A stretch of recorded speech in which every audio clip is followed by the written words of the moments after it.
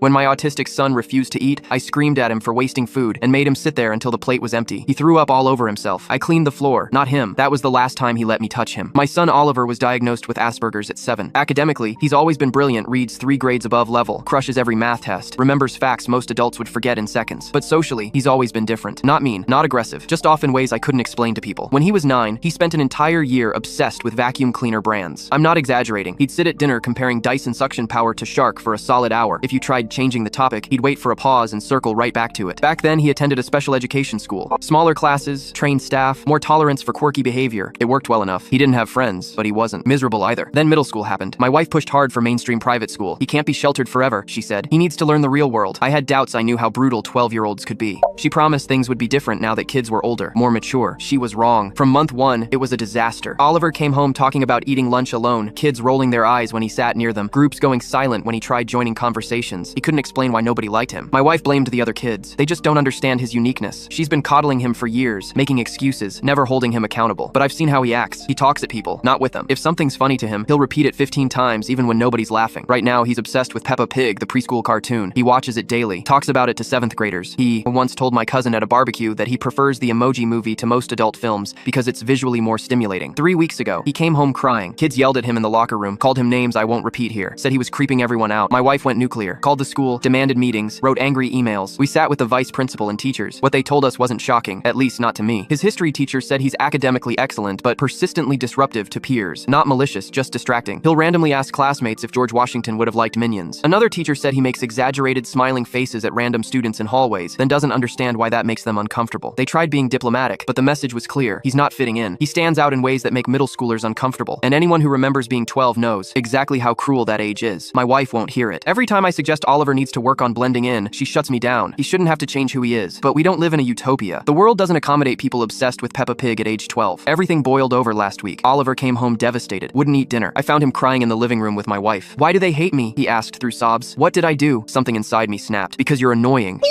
Dead silence. My wife's mouth dropped. Oliver looked stunned, like I'd physically struck him. I kept going. Your teacher said it in your report. You constantly talk about stuff nobody cares about. You make faces at people. You cover your ears and run out when bells ring. Kids don't know how to deal with that, so they mock what they don't understand. Oliver started crying harder. My wife told him to go to his room. He ran off, and she absolutely lost it on me. Called me a monster. Said I traumatized him. We screamed at each other for 30 minutes. I ended up on the couch. The next morning, she demanded I apologize. For what? I asked. Telling him the truth? There's a difference between honest and hurtful, she said. I disagree. What's hurtful is letting him live in a bubble where he doesn't understand why kids avoid him. We've spent years softening reality, and it hasn't helped. He's still behind socially. No amount of shielding changes that. I'm not blaming him for being autistic, but I won't lie and tell him everything's fine when it clearly isn't.